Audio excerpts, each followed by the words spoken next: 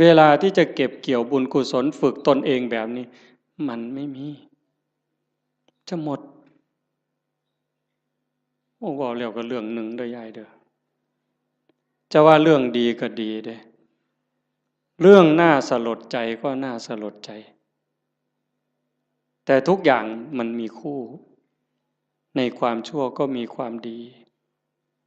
ในความรู้สึกสลดใจก็มีความภาคภูมิใจอยู่ในนั้น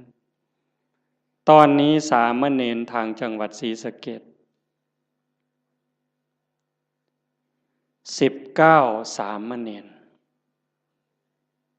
รในโรงเรียนนี่แหละ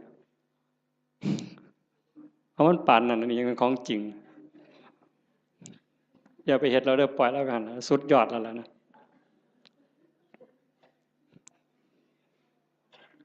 สามเณร